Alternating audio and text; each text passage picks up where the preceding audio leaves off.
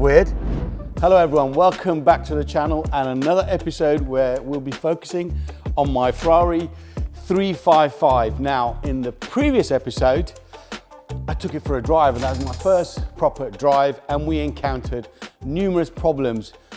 The biggest problem is the misfire and I have no idea what part of the engine is causing that misfire.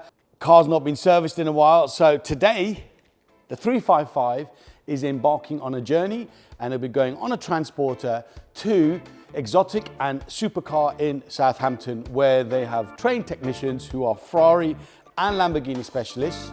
When we get over there, we'll have a chat with the guys there and they can explain how they're going to tackle this car, common problems. I'll also show you the parts that I managed to secure when I bought the car, brand new parts, so the techs can explain what's in those boxes.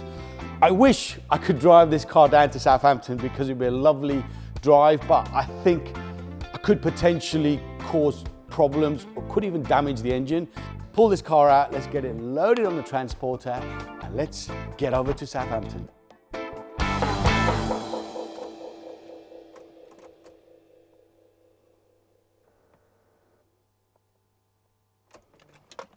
That's weird. So unfortunately the car will not start. This is the first time that this has happened. Been on a trickle charger as well.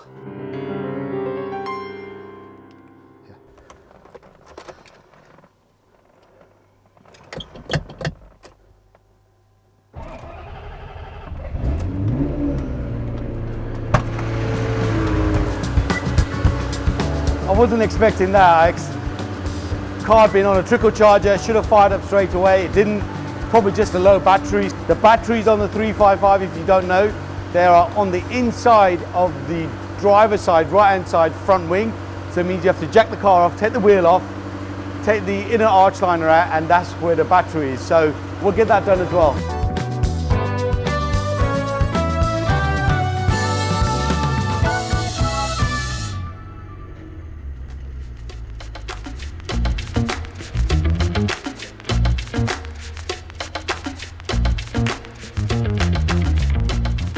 The car is now being loaded, as you can see. It's with Vic, who I trust implicitly, VS Recovery Services.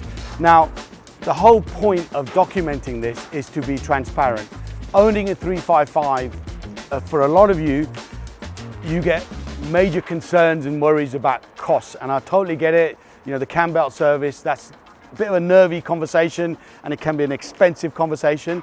So I'm going to document not only the costs of all the parts. Obviously I've got some of them free, but I'll give you an idea of what they would cost. But I'm also going to be documenting the service side of it and what that would cost. So hopefully if any of you are looking to embark on a similar journey, it'll give you an idea. And remember guys, it's not just about the engine work on this car. We're going to be upgrading the suspension and the car's going to be going full paint at some time. This is just the first part of this journey. Let's get it over to Southampton. Let's go.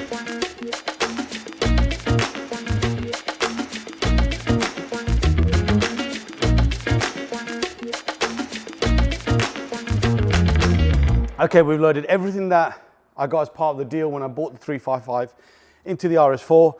All the oil, all the service parts, you know, we'll go through all of this when we get over to Exotic and Supercars. I've even got the gasket set.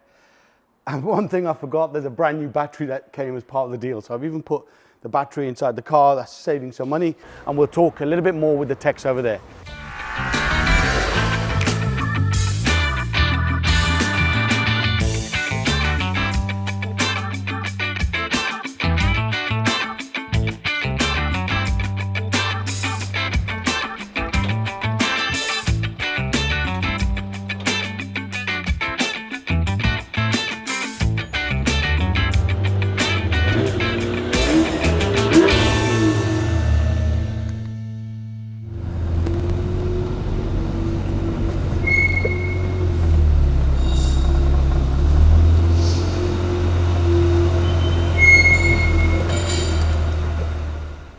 So we are here at Exotic and Supercar in Southampton, and we are here with Ashley. How you doing, you okay? I'm really good. So this is the first time I've met Ashley. We've had a quick chat off camera, and what a great place you have here. Oh, it's nice. Yeah, bit of everything going on. There's some sexy stuff here, isn't there? Always. It's always like a rolling car museum, I call it. How long have you been servicing and maintaining supercars, Ferraris, Lambos and so on? Bit of your background. So I worked at the main dealer when I was 14. So as a trainee? From work experience at school. Oh, fantastic. I worked at the main dealer for 15 years. Then I worked at another specialist for another 4 years. And then, here I am. So plenty of experience. Yeah, so 5 years now as well. So hold on, if you worked when you were 14, I'm not going to throw out your age on camera. Am I right in assuming that you could have worked on these cars from new? not far off, yeah. Oh, that's fantastic. So these would have been the newest car out when I started. So wealth of experience. Yeah. So I am at the right place. 100%. Okay. You know, we've got 360s here, we've got 458s, lots of new stuff here. Yep. And in terms of maintenance and upkeep compared to, you know, a 360 and a 430, where do these sit? Like the suspension on these cars, I've never changed like a suspension arm on these. It's bulletproof. Brilliant cars. Engine out for cam belts every 3 years, but obviously it sounds worse than it is. It's not actually a bad job once you get stuck in. So now you're mentioning engine, I think the best thing to do is start the car. You can hear that misfire, and then we'll talk about bits that we need to do. Yeah, let's have a look. Okay.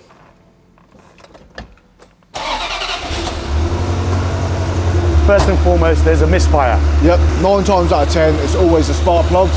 They've got like a little gasket around the cover, water seeps in. Do you know when they were last done? Or? I don't know, but I've got them with me. I've got these spark plugs with me. Obviously, we're doing a cam belt on this car as well, so it's all coming out. How long would you say it would take you to typically pull out an engine out of a 355? I always say you're one bolt away from a bit of a disaster, but okay. 4 or 5 hours. Complete engine out. Complete engine out. All the frame comes out with it.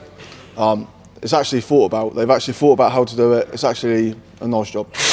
Okay, and you know, talking about cam belts, I think the cam belt on this car was done potentially 4 or 5 years ago. Yep. I've got a new cam belt with me, and we'll show you the parts in a moment. Yep. How often would you recommend as a tech doing the cam belt on a 355? Is it mileage or is it over a period of years? I'd say every 3 years minimum. Okay. Regardless of mileage, every 3 years. So even if this was a trailer queen and it sat in my garage for 3-4 years, you would still suggest? Definitely. Okay. Is it because it perishes? So sometimes you can have a cam seal leak, and if the car's been sat in the same position and it's been dripping on the belt, I've seen that before, and the belt's snapped. Car had only done 200, 300 miles since the last service. I normally say the used cars are normally the better cars. The maintenance and the servicing on this car is pretty good based on the service history that I've got with the car.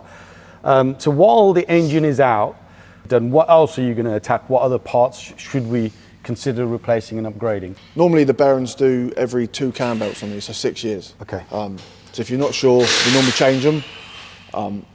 So we check all the coolant pipes down the front, we check the throttle cable, and then when it's apart, obviously you check the spark plugs, HT leads, we check all the front casing. There have been some comments where check the fuel lines. Yeah. Is that a known problem on these cars? Yeah. There was a recall quite a few years ago where, see these little clips at the front here? Sure. They were put in the correct places to stop fuel pipes from rubbing. This top part here has been replaced, so you know that's had the recall. Okay, so this has had the recall done. Yeah. Okay, it's good to know. Also, I've owned a 355 before. I didn't have any issues with the manifold, but again, known problems. Yeah.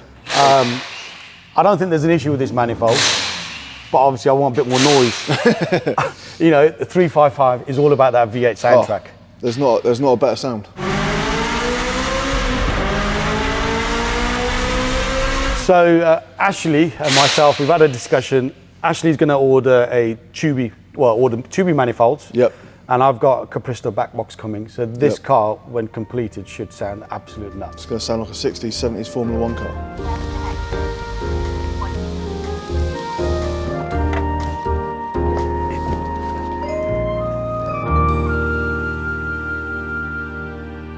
And these are all parts that came with the car when I bought the car, so all brand new. This was a deal I did with the previous owner, and he was accumulating the parts because originally he wanted to do exactly what I'm doing, but now that job's been left in my hands. So we've got a new valve, lovely. Looks the part, doesn't it? Yeah. shiny, shiny. It's not a better feeling than fitting some nice shiny exhausts. So these are Larini cuts, yes? Yes, I think Larini, Capristo, Novitec, all up there, especially for these cars. The cam belts, fuel filter, which is all part of service. Complete new water pump as well. It's a nice whole kit, but in the future, if you ever need to, sometimes the housing could go and you can change it in the shaft. So it's always, never ever throw your old bits out. If you always keep them in the box. They will always be worth something to someone. So all the bits that you remove, we'll just collect them and they'll go into storage. So yeah, that's perfect. Yep. Also, you've got all the oils, you've got good quality oils there, new battery. We've got all the gaskets there. New gaskets with obviously the red bits and the cam seals as well. So all your cams will be coming out, we'll be doing all your cam seals, end plate gaskets, all new brake nipples as well. So we can replace all them as well. Fantastic. Yes, It's gonna be like a brand new car.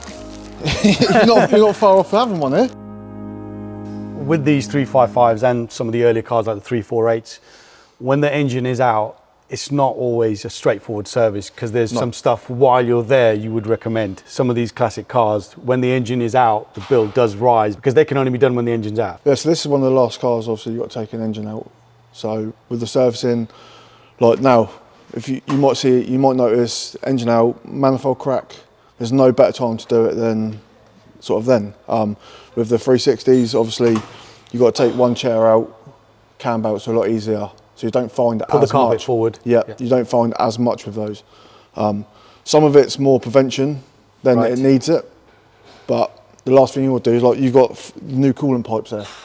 They do go on these, they do age, they do perish. So you end up doing a few coolant pipes. Okay. So you do find other stuff that you can't necessarily see with the car like this, but you will see with the engine out and it's all exposed. I think that's probably the scary part for some of the viewers. Yep.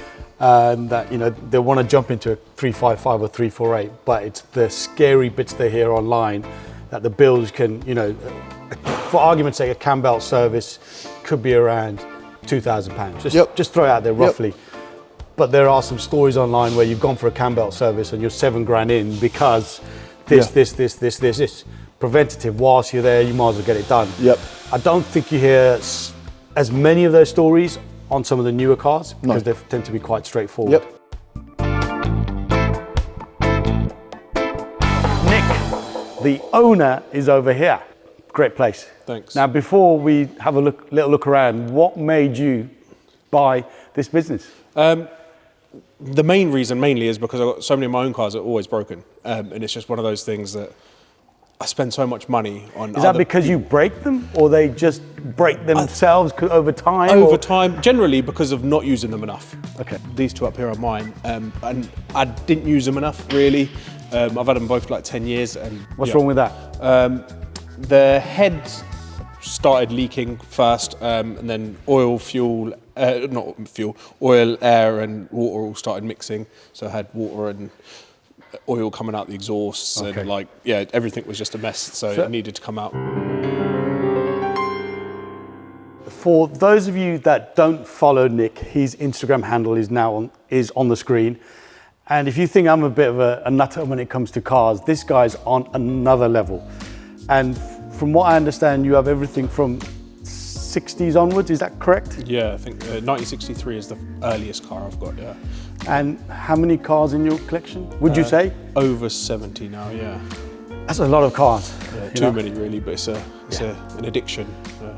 Well, I think that's the problem. We all have an addiction. It's a nice addiction to have. It can be very expensive and timely. Yeah, well, it can be, but that's why I've got this place here to help me along with that. And then obviously a lot of customers at the same time. When I mean timely, it's the amount of time it takes to actually maintain the cars, service the cars, look after them, MOTs, tax, all of that. Anyway, so guys, what we'll do, we will come back at another point and we will showcase Nick's car collection on a separate video. And I think you guys will really love that because he has a lovely mix, an eclectic mix of cars, everything from classic stuff to modern stuff, modified, non-modified.